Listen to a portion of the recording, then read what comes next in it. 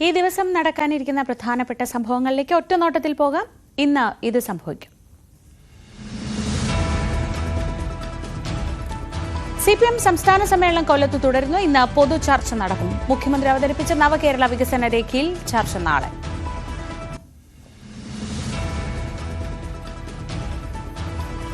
താനൂരിൽ നിന്ന് കാണാതായ പെൺകുട്ടികളെ പൂനെയിൽ എത്തിച്ചു. ഇന്ന് ഉച്ചയോടെ താനൂർ പോലീസിന് കൈമാറും. പെൺകുട്ടികൾ നിലവിലുള്ളത് കെയർ ഹോമിൽ.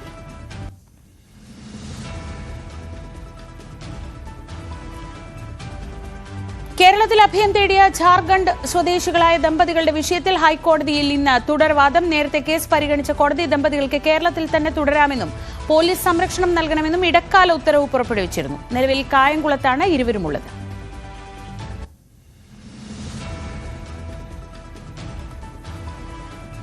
നാഗർ കുർണൂലിലെ ടണലിൽ അകപ്പെട്ട തൊഴിലാളികൾക്കായുള്ള രക്ഷാപ്രവർത്തനം തുടരുന്നു. ഇന്ന് നടക്കുന്ന ദൌത്യത്തിൽ കേരള പോലീസിന്റെ കെടാവർ നായ്ക്കളും പങ്കാളികളാവും. നായ്ക്കളും അവരെ കൈകാര്യം ചെയ്യുന്ന ജീവനക്കാരും ഇന്നലെ ഹൈദരാബാദിലെത്തി.